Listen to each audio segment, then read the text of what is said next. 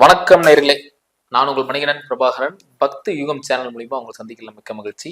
இன்னைக்கு சீஃப் கெஸ்டா யார் வந்திருக்காங்க பாத்தீங்கன்னா ஜேஎம்எஸ் சந்திரமொழி ஐயா வந்திருக்காங்க. ஃபர்ஸ்ட் ஆஃப் ஆல் அவரை வெல்கம் பண்ணிக்கலாம். வணக்கங்க ஐயா. வணக்கம். எப்படி இருக்கீங்க? நல்லா. குரு பயிற்சி பலன்கள் இந்த எபிசோட்ல பார்க்கலாம். பொதுவாகவே குரு அப்படின்னு சொன்னா ஒரு சுபத்துக்கு ஈடு வைக்கிறாங்க.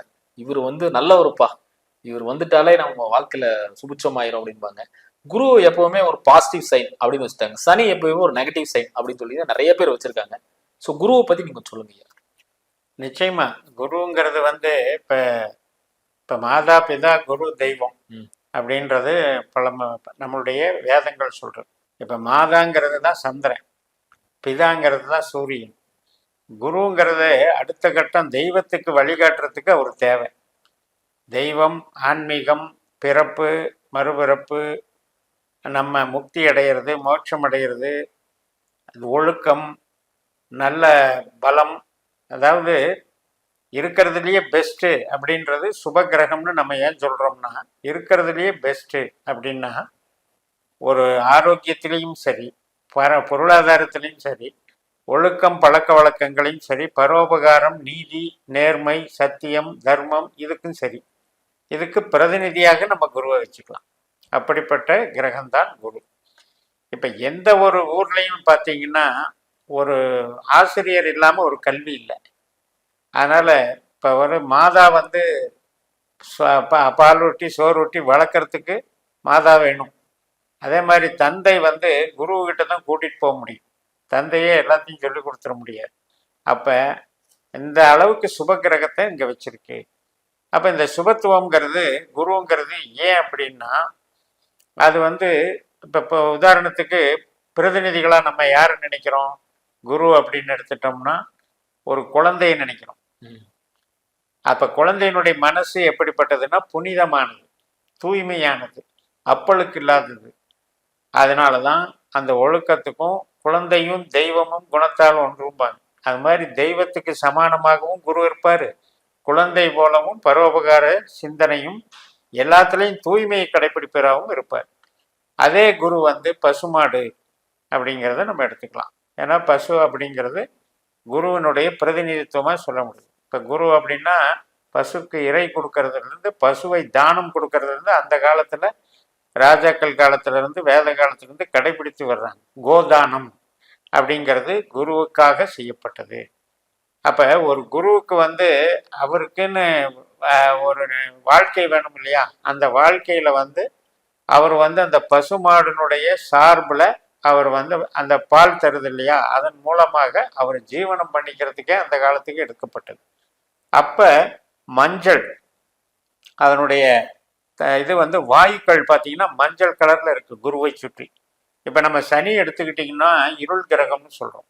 அதுக்கு காரணம் எல்லாமே வாயுக்கள் தொலைவில் இருக்குங்கிறது. அதுக்கு முன்னால இருக்கிறதுனால குரு இந்த வாயுக்கள்ங்கிறதெல்லாம் பிராணசக்தி உள்ள வாயுக்கள்.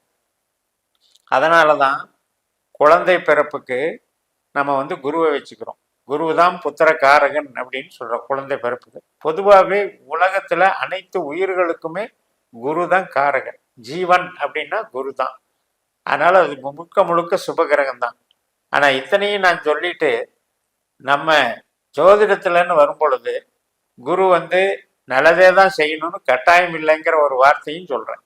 காரணம் என்னன்னா, குரு எந்த எந்த கிரகமுமே பாவத்தை சார்ந்துதான் பலன் செய்யும். இப்ப குரு கெட்டவராக ஏன் மாறுறாருன்னா பாவத்தை சார்ந்து மாறுறாரு. அதே சனி நல்லவராக ஒரு ஜாதகத்துல ஏன் மாறுறாருன்னா பாவத்தை சார்ந்து மாறுகிறார். அப்ப இதுல நீங்க புரிஞ்சுக்கணும், கிரகம் வேறு பாவம் வேறு. கிரகம் பாவமாக மாறுகிறது. இப்ப நீங்க தனித்த கேள்வி கிரகத்தினுடைய தன்மை என்னங்கிறதுக்கு குரு அப்படிங்கிறது நல்லவர் வல்லவர், அதுல சந்தேகம் இல்லை. ஆனா அதுக்காக ஒருத்தருக்கு குரு திசை நடந்தா நல்லதே தான் செய்யணும்னு கட்டாயம் இல்லை. காரணம் என்னன்னா, அவர் எந்த பாவத்தை சார்ந்துங்கிறாரோ அதன் மூலமாகத்தான் அவர் செயல்படுவார். இப்ப பெரிய பெரிய மொத்த பணத்துக்கு அதிகாரி குரு. அதாவது உலக கஜானாவுக்கே அதிகாரி குரு. அப்படிப்பட்ட குருவே மைனஸ் ஆனா என்ன பண்ணுவாரு அப்படின்னா, பெரிய பெரிய ரெய்டுல கொண்டு போய் விடுவார். ஐடி ரெய்டு, பெரிய பெரிய ரெய்டில் வர்ற பிரச்சனைகளை விடுவார். அதே மாதிரி நீதித்துறையில் நடக்கிற பிரச்சனைகளை கொண்டு போய் விடுவார். அதே மாதிரி குழந்தைகளுக்கு ஏற்படக்கூடிய பாதிப்புகளை கொண்டு போய் விடுவார். அதனால குரு வந்து சுபகிரகம் தான், ஆனால் பாவத்திற்கு ஏற்ற மாதிரி அது என்ன வேலையை அதுக்கு வச்சிருக்கோ அதை செய்யும். ஏன் சொன்னீங்க? ஏன்னா குருனால நிறைய பேர் பாக்குறது இந்த குரு பலன் இருக்கா, கல்யாணம் வரப்போ கல்யாணம் ஆகுமா, ஏன்னா இந்த இந்த வருஷமாவது கல்யாணம் முடிச்சிருமா, ரொம்ப வருஷமா தடையா இருக்கு அப்படின்னு கேட்பாங்க. ஸோ அது எதுக்காக அந்த கல்யாணத்துக்கு குருக்கு என்ன சம்பந்தங்க? அதாவது இப்ப பழைய காலத்துல ராசியை வச்சு பலன் சொல்லிட்டு இருந்தேன். ஒரு கிராமத்துல இந்த ராசியில பிறந்திருக்காங்க, அப்ப ஒரு பிறப்பு விகிதம் கம்மி அப்பெல்லாம். அப்ப அந்த ராசியை குரு பார்த்தாலோ, ராசிக்கு நல்ல இடங்கள்ல குரு இருந்தாலோ அது வந்து நல்லா இருக்கும், அந்த குழந்தை நல்லா இருக்குங்கிறது பொதுத்தன்மை. குரு பார்வை அப்படிங்கிறது சுபத்துவத்தை கொடுக்கும். இப்போ ஒரு நிகழ்வு நடக்குது, ஒரு ஈவெண்ட் நடக்குது. அந்த ஈவெண்ட்ல நடக்கிற நேரத்தை நீங்க ஜாதகம் போட்டீங்கன்னா, ஒரு லக்னம் போட்டீங்கன்னா, அந்த நேரமானது குரு பலம் பெற்றிருந்தால் அந்த நிகழ்வு நல்லபடியா நடக்கும், சுபத்துவமா நடக்கும். அது கிரக பிரவேசமா இருக்கலாம், அல்லது வந்து ஒரு குழந்தை பிறப்பா இருக்கலாம், அல்லது திருமணமா இருக்கலாம், அல்லது உலக பொது நிகழ்ச்சியா இருக்கலாம், ஒரு மந்திரி பதவி ஏற்கிறதா இருக்கலாம், அல்லது வந்து ஒரு தொழிற்சாலை தொடக்கிறதா இருக்கலாம். இது எல்லாத்துக்குமே சுபத்துவத்துக்காக குருவை பார்த்து தான் ஆரம்பிச்சது. அதனால அந்த காலத்துல குரு பலம்ங்கிறத பேசி பேசி அது பழக்கத்துல வந்துருச்சு. இப்ப வந்து நம்ம லக்ன ரீதியா பலன் பார்க்கறதுனால, இப்ப வந்து திசா புத்தி தான் நமக்கு இப்ப திருமணத்தை நடத்தி கொடுக்குதுங்கிறதுனால குரு வந்து மறையாம இருக்கான்னு பார்க்கணும். இப்ப நம்ம முகூர்த்த லக்னம் குறிக்கிறோம் இல்லையா, அந்த சமயத்துல நம்ம குறிக்கிற நேரத்துக்கு குரு சுபத்துவமா இருக்கிறான்னு மட்டும் பார்த்தா போதும். இன்னைக்கு பார்க்கக்கூடிய லக்னம் கடக லக்னம், ரொம்ப எதிர்பார்ப்புக்கு இருந்தாங்க. ஸோ இந்த பலன்கள் எப்படி இருக்க போகுதுன்னு சொல்லுங்க ஐயா. கடகத்திலே உச்சமாவார் குரு. ஆமா, அதனால கடகத்துக்கு பிடித்த ஒரு கிரகம் யாருன்னா குரு தான். அதுவும் பாக்கியாதிபதி கூட, சுபர், நல்ல சுபர்னு எடுத்துக்கலாம். இப்ப இந்த கடக லக்னத்துல குருவனுடைய கடைசி பாதம் இருக்கு, புனர்பூசம் 4ஆம் பாதம் இருக்கு, அதுக்கப்புறம் பூசம், ஆயில்யம், இந்த புதனும் சனியும் இருக்காங்க. ஆனா இப்ப பாருங்க, போன குரு ரிஷபத்துல இருந்தப்ப லாபஸ்தானத்துல இருந்தார், 11ஆம் இடத்துல இருந்தார். அதனால லாபம் கொடுத்தாருன்னு நான் சொல்ல வர மாட்டேன், ஏன்னா கெட்டதை கெடுத்தாருன்னு வேணா சொல்லுவேன். ஏன் கெட்டது அப்படின்னா, இவங்களுக்கு 4, 8, 12 தான் குருவனுடைய கான்செப்ட் இருக்கு. கடகலக்கணத்துக்கு 4ஆம் இடமான துலா ராசி காற்று ராசி, அதுல விசாக நட்சத்திரமா இருக்காரு. 8ஆம் இடம் கும்பராசி, அதுல வந்து பூரட்டாதியா இருக்காரு. 12ஆம் இடத்துல புனர்பூசமா இருக்காரு.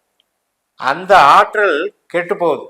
11ல இருக்கும்போது அந்த கெட்ட ஆற்றல் கெட்டு போறதுனால நல்லது நடக்குது அப்படிங்கிற வகையில தான் நல்லது பண்ணியிருப்பாரு ஒழிய, குருவை பொறுத்த வரைக்கும் ஒரு விபரீத ராஜயோகம்னு கூட வச்சுக்கலாம். 11ல இருந்ததுனால கெட்டது நடக்கல, அதனால நல்லதுன்னு எடுத்துக்கலாம். ஆனா இப்ப அப்படி இல்லை, கெட்ட ஸ்தானத்துக்கே வர்றாரு.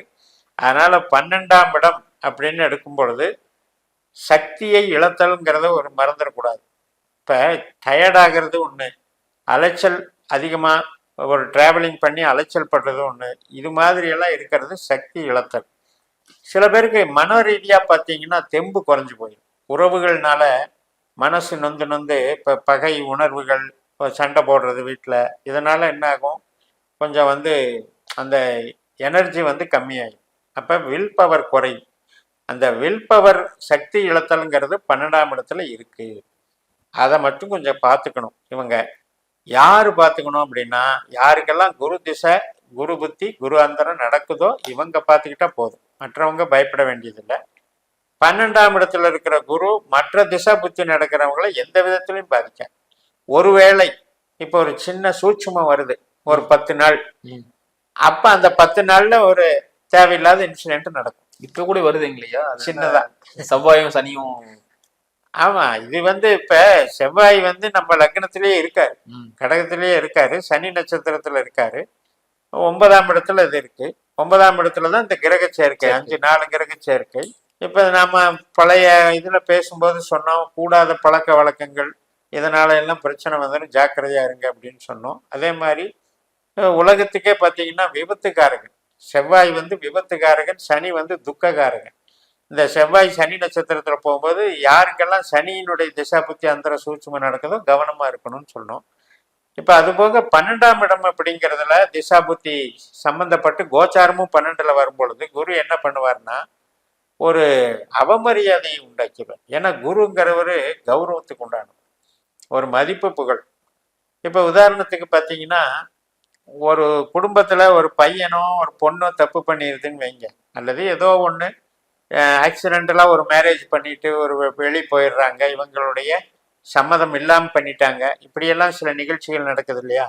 அதெல்லாம் 12ஆம் இடத்துல நடக்கிறது. இது ரகசிய நடவடிக்கைன்னு பேர். 12ஆம் இடம் என்பது அந்த ரகசிய நடவடிக்கைகளில் எச்சரிக்கையாக இருக்கணும். ஒரு சிலர் பார்த்தீங்கன்னா, வேலை செய்கிற இடத்துல தனியாக ஒரு வருமானம் வரும், தனியாக வந்து ஒரு அதுக்கு வந்து இன்டைரக்ட் இன்கம்னு சொல்லலாம். அந்த மாதிரி வந்துட்டு இருக்கிறவங்க வந்து நம்ம யாரும் பார்க்க மாட்டாங்க, நம்ம வந்து தப்பிச்சுக்கலாம் அப்படின்னு சொல்லி நம்ம வந்து எப்பவுமே செய்கிறது தானே செஞ்சிட்டு இருக்கவங்க இந்த தடவை கொஞ்சம் கேர்ஃபுல்லாக இருக்கும்.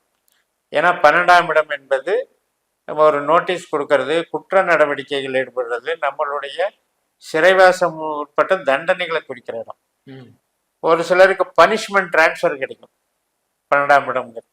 ஸோ இப்படியெல்லாம் நம்ம அதில் வந்து நம்ம திசாபுத்தி அந்தரம் நம்ம ஜாதகத்தில் எப்படி கனெக்ட் பண்ணி விடுதோ அப்படியெல்லாம் நடக்கும். கொஞ்சம் கேர் எடுத்து பார்த்துக்கணும். இப்போ 12ஆம் இடம் சொன்னீங்க, அந்த மாதிரி வேற ஏதோ பிரச்சனைக்கு நம்ம போய் மூக்கு வளைச்ச மாதிரி ஆயிருமா? ஆமாம், அதாவது ரகசிய நடவடிக்கைன்னா இப்போ ஏதோ ஒரு ஒரு குரூப், நமக்கு தெரிஞ்ச குரூப்பு ஒரு ஆகாத சட்டவிரோதமான நடவடிக்கை கூப்பிடுறாங்கன்ட்டு ஒரு ஃப்ரெண்ட்ஷிப்புக்காக போனோன்னு வைங்க, அப்போ போய் மாட்டிக்கிறது தானே. ஆனால் உண்மையிலேயே இன்வால்மெண்ட் இல்லாமல் கூட இருந்திருக்கலாம். அவங்க கூப்பிட்டாங்கன்னு பேருக்கு போனேன் மாட்டிக்கிட்டேன் அப்படின்னு சொல்கிறாங்க இல்லையா? அது மாதிரியெல்லாம் வரத்துக்கு வாய்ப்பு இருக்குது. ஏன்னா குருங்கிறவர் வந்து இன்கம் டேக்ஸ் ரைடு, அதே மாதிரி கையாடல், பெரிய பணத்தை கையாடுதல், அதே மாதிரி குற்ற நடவடிக்கைகள், ஒழுக்கம் ரீதியான குற்ற நடவடிக்கைகள், எதெல்லாம் டீசெண்டாக நம்மளை தாக்கணுமோ அதில் எல்லாம் தாக்குவார். சனி இப்போதான் முடிஞ்சிருக்கு. ஸோ நல்லபடியாக இந்த வாழ்க்கை அமையும் நினச்சா இப்போ குரு மெயினாக ஆன்மீக காரியங்கள்ல ரொம்ப ரொம்ப கேர்ஃபுல்லாக இருக்கும். இப்போ ஆன்மீகத்தை தொழிலாக வச்சுருப்பாங்க, அர்ச்சகர்கள் இருக்காங்க, மடாதிபதிகள் இருக்காங்க, ஆன்மீகத்தை பேரை சொல்லி நம்ம வந்து டீல் பண்ணிக்கிற கார்ப்பரேட் சாமியார்கள் இருக்காங்க, எல்லாம் இருக்காங்க. இப்போ இவங்கெல்லாம் வந்து 12ஆம் இடம்னு வரும்பொழுது என்ன ஆகும்? ரகசிய நடவடிக்கைகளில் ஏதாவது ஒரு ப்ராப்ளம் வந்துடும். நமக்கு தெரிஞ்ச எவ்வளவோ பெரிய பெரிய அந்த ஆன்மீகத்தில் இருந்தவங்கெல்லாம் சிறைக்கு போனதை பார்த்துருக்கோம். அதுக்கு காரணம் என்னன்னா குரு கெட்டு போகிறது தான். குரு கெட்டு போனா ஆமாம், குருவே தொழில் கிரகமாகவும் வந்து குருவே வந்து கெடுதலான பாவங்களை இயக்கக்கூடிய நிர்பந்தம் வரும்போது அவங்க மாட்டிக்கணும். கடந்த காலத்துல இவங்க அதிகமா பாதிக்கப்பட்டது கடன் தான் சார். கடன்னாலதான் அங்க ஃபுல்லாவே வாழ்க்கை மாறிடுச்சு. தலைமுறைவா சுத்திக்கிட்டு இருக்கேன். கடன் வீடே குரு தானே. 6ஆம் வீடு தனுசு. இந்த காலகட்டத்துல ஏதாவது கரையுமா? 12 என்பது 6ஆம் வீட்டுக்கு நேர் 7ஆம் வீடு. 6ஆம் வீடு கடனை வந்து டெவலப் பண்ணும். 12 அப்படிங்கிறது வந்து அது வந்து செலவழிக்க வைக்கும் நம்மளை. அப்ப கடனை வாங்க சொல்லிதானே செலவழிக்க வைக்கும். உங்களுக்கு எப்படி கடன் அடையும்? இப்ப 5ஆம் பாவம் வேலை செஞ்சா கடன் அடையும். 5ஆம் பாவம் நம்மளுக்கு விருச்சிகம். இப்ப இந்த விருச்சிக ராசியோட குரு தொடர்புகள் பெற்றிருந்தால் அவர்களுக்கு கடன் அடையும் வாய்ப்பு இருக்கு. இல்லைன்னா ஒரு சிலருக்கு கொடுத்த பணம் திரும்பி வரும். இவங்க கடன் வாங்காம இவங்க கடன் கொடுத்துருப்பாங்க. அப்படி கொடுத்தவங்களுக்கு திரும்ப வரக்கூடிய யோகமும் இந்த டைம்ல வரும். அது வந்து இந்த பாவ தொடர்புகள் அவங்க ஜன்ன ஜாதகத்துல இருந்தால் நடக்கும். இப்ப குருவோட நட்சத்திரத்திலேயே வருதுன்னு வைங்க, இவங்களுக்கு எப்படி பார்த்தாலும் செலவு தான். ஒரு செலவுன்னு இருக்கும்போது கடனை வாங்க வைப்பாரா, கடனை கொடுக்க வைப்பாரா? வேணா இன்னொரு இடத்துல கடன் வாங்கி இன்னொரு இடத்துல கொடுப்பாரு. அது வேணா நடக்கும். கடன் வாங்குறதுக்கு மேக்சிமம் வாய்ப்புகள் இருக்கு. ஆமா, வாங்குறதுக்கு தான் வாய்ப்பு இருக்கு. எப்ப வந்து 5ஆம் பாவத்தோட குரு தொடர்பு வைக்கிறாரோ அப்பதான் கடன் அடையும். இவங்களுக்கு கடக லக்னத்திற்கு குரு வந்து இவங்க ஜனன ஜாதகப்படி 6ஆம் பாவம் 12ஆம் பாவம் இதுக்கு தொடர்புள்ள பாவமா இருந்தா இவங்களுக்கு கடன் இருந்துகிட்டே இருக்கும். 6ஆம் பாவம் 5ஆம் பாவம் 3ஆம் பாவம் 9ஆம் பாவம் இந்த மாதிரி தொடர்புகள் இருந்தால் இவங்க சீக்கிரமே கடன் அடைச்சிருவாங்க. எவ்வளவு கடன் வாங்கினாலும் சீக்கிரமே அடைச்சிருவாங்க. இதெல்லாம் அவங்களுடைய இண்டிவிஜுவல் ஜாதகத்தை பொறுத்து. அதே மாதிரி ஒரு இடத்துல வேலை செஞ்சுட்டு இருக்காங்க, ஒரு கம்பெனி மாறுறது, தொழில் பண்ணலான்னு இருக்கிறவங்க இந்த காலகட்டத்தில் இதெல்லாம் பண்ணலாமா?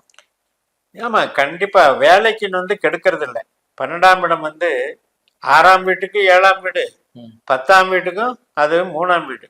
அதனால தொழிலுக்கு வந்து சப்போர்ட் பண்ணுது. சில பேருக்கு புதிய பொறுப்புகள், புதிய வேலைக்கு ஜாயின் பண்றதை கொடுக்குது. ஒரு சிலருக்கு தொழில் பார்த்தீங்கன்னா 2வது தொழில் அமைச்சு கொடுக்குது. இந்த ஃபீல்டு வேண்டாம் இன்னொரு ஃபீல்டுக்கு போறேன்னு சொல்லி மாற்றி கொடுக்குது. அதனால 2வது தொழில் வேலை இது எல்லாத்துக்குமே சப்போர்ட் பண்ணுது குரு. அதுல ஒன்றும் பிரச்சனை இல்லை. யாருக்கெல்லாம் குரு திசாபுத்தி நடக்குதோ அவங்களுக்கு நிச்சயமா வேலைக்கும் நல்லா இருக்கும், தொழிலுக்கும் நல்லா இருக்கும், வெளிநாட்டு வேலைக்கு கூட சப்போர்ட். 12ஆம் இடம் வந்து வெளிநாடு. இப்ப என்னன்னா இந்த காலகட்டத்துல தடை தாமதமா இருக்கக்கூடிய திருமணங்கள் இந்த காலகட்டத்துல நம்ம நடக்குமா? 7ஆம் பாவ கிரகம் வேற கிரகமா இருந்து அவங்களுக்கு திசாபுத்தி நடந்தது அப்படின்னா இவங்களுக்கு நிச்சயமா திருமணம் நடக்கும். சப்போஸ் குருவே 7ஆம் பாவ கிரகமாக இருந்து அதனுடைய திசாபுத்தி நடக்கும்போது இந்த டைம் வந்து கொஞ்சம் சுணக்கமாக தான் இருக்கும். உடனடியே இம்மிடியேட்டா நடக்கிறதுக்கு வாய்ப்பு இல்லை. எப்போ இவங்களுக்கு அடுத்த குரு பயிற்சி ஜன்மத்துக்கு வர்றாரோ அப்போ வந்து அந்த பலம் வந்து நல்லா இருக்கும். இந்த சமயத்துல பண்றதும் அவ்வளவு நல்லா இல்லை. அவசரப்பட்டு பண்ணினாலும் அதுல வந்து அதிருப்தி ஏற்பட்டுரும். 7ஆம் வீட்டுக்கு 6ஆம் வீடு தான் 12ஆம் வீடு. 7ஆம் இடம் கணவன் அல்லது மனைவி. அதுக்கு 6ஆம் இடம்ங்கிறது என்ன அப்படின்னா நம்மளை சந்தேகப்படுற மனைவியோ கணவனோன்னு அர்த்தம். அந்த வீட்டுக்கு 6ஆம் வீடு என்பது பகையை ஏற்படுத்தணும். ஏதோ ஒரு விதத்துல கண்காணிக்கிறது, தேவையில்லாம டவுட் மைண்ட்ல பிஹேவ் பண்றது, அதிருப்தியான திருமண வாழ்க்கை தான் 7க்கும் 12க்கும் உள்ள தொடர்பு. இதை வேணா நம்ம ஒரு குரு பலம்னு கணக்கில் எடுத்துக்கலாம். எப்படி எடுத்துக்கணும்னா லக்னத்துல குரு வந்தாலும் லக்னத்துக்கு 3ஆம் இடத்துல 5ஆம் இடத்துல 7ஆம் இடத்துல 9ஆம் இடத்துல 11ஆம் இடத்துல எல்லாம் குரு வந்தாலும் அது ஒரு குரு பலமாக இருக்கும். யாருக்கு குரு 7ஆம் பாவ நட்சத்திரமாக வருகிறதோ 7ஆம் பாவத்தை இயக்கிற திசாபுத்தியா வருகிறதோ அவங்களுக்கு இது குருபலம் நடக்கும். ஆனா இப்ப வந்து ப்ராப்ளம் இல்லை. இப்ப போன 11ல வந்திருக்கும் போது அவங்களுக்கு திருமணம் நடந்திருக்கும். இப்ப வந்து அவங்களுக்கு திருமண தடைன்னு தான் எடுத்துக்கும். இப்ப வந்து இவங்க கடகலகரங்காரங்க எந்த மாதிரி விஷயங்கள்ல வந்து போகக்கூடாது, எந்த தவறு செய்யக்கூடாது அப்படின்னு சொல்லுங்க. தவறு அப்படின்றது 2 விதமா பிரிக்கலாம். அகம் சார்ந்து புறம் சார்ந்து. இப்ப அகம் சார்ந்து எடுத்துக்கிட்டீங்கன்னா இவங்களுடைய நேச்சர் என்ன அப்படின்னு பாத்தீங்கன்னா சனி புதன் இவங்களுடைய பிஹேவியர் நேச்சர். இப்ப இந்த சனி புதன் அப்படிங்கிற கான்செப்ட் வந்து நல்லா இருக்கணும். இவங்க ஜாதத்துல நல்லா இருந்ததுன்னா உறவுகள் எல்லாம் ஒருத்தருக்கு ஒருத்தர் புரிதல் நல்லா இருக்கும், வளர்ச்சிகள் நல்லா இருக்கும். நம்ம ஏற்கனவே பழைய வீடியோக்கள் எல்லாம் அந்த குணாதிசயத்தை பத்தி பேசியிருக்கோம். இவங்களுக்கு லக்னத்திலேயே சனியினுடைய புள்ளி இருக்கு. அதனால இவங்க வந்து பெருசா சொந்த பந்த அட்டாச்மெண்ட் இருக்காது. ஏன்னா சனிங்கிறது ஒரு சன்னியாசி கிரகம். அதே மாதிரி புதன் எடுத்துக்கிட்டிங்கன்னா இடமாற்றங்கள் அதிகம் கொடுத்துக்கிட்டே இருக்கும். இப்படியெல்லாம் நம்ம பேசியிருக்கோம். அதனால உறவுகள் சார்ந்த விஷயத்துல இவங்களுக்கு கொடுப்பினை கொஞ்சம் வீக்குன்னு தான் சொல்லணும். ஏன் வீக்குன்னா சனி இருக்கிறதுனால பெரிய அட்டாச்மெண்ட்டு இருக்காது, கொடுக்காது. பட் இருந்தாலும் இவங்க வந்து பாசமா பழகுவாங்க, எல்லாத்தையும் கேர் எடுத்துக்குவாங்க. அந்த வகையில இப்ப நல்லா இருந்தாலும் கூட 12ல குரு இருக்கிறதுனால இப்ப ஒரு தாயார் ஸ்தானத்துக்கு பிரச்சனை இல்லை, மனைவி ஸ்தானத்துக்கு கொஞ்சம் பிரச்சனை. சகோதர ஸ்தானம் அப்படின்னு எடுத்துட்டீங்கன்னா அவங்க நல்லா வளருவாங்க. இப்ப இந்த கடக லக்னத்திற்கு 3ஆம் இடம் இளைய சகோதரனோ சகோதரியா இருந்தா அவங்களுக்கு ஒரு பதவி உயர்வோ ஒரு தொழில் பலமோ கிடைக்கும். அது நல்லா இருக்கு. ஆனா தாயாருக்கு பிரச்சனை இல்லை, நல்லா இருக்கும். ஆனா மனைவி ஸ்தானத்துக்கு இப்ப கொஞ்சம் வீக் பாயிண்டா இருக்கு. அதே நேரத்துல இப்ப நம்ம பெற்றோர்கள் அப்படின்னு எடுத்துட்டீங்கன்னா தந்தைன்னு எடுத்துக்கிட்டீங்கன்னா தந்தை சம்பந்தப்பட்ட விஷயத்துல ஆரோக்கிய குறைபாடுகளும் கொஞ்சம் சின்ன சின்ன ஒருத்தருக்கு ஒருத்தர் விரோத போக்கும் நடக்கும். அடுத்தடுத்த காணொலி சந்திக்கலாம் ஐயா. நேர்களே இந்த மாதிரி உங்களுக்கு பிடிச்சிருந்தா மறக்காம லைக் பண்ணுங்க, ஃப்ரெண்ட் அண்ட் ஃபேமிலிக்கு ஷேர் பண்ணி விடுங்க. இதே மாதிரி இன்னொரு காணொலி சந்திக்கும் வரை உங்களிடம் விடைபெறுவது உங்கள் மணிகண்டன் பிரபாகரன். நன்றி, வணக்கம். வணக்கங்க ஐயா. வணக்கம்.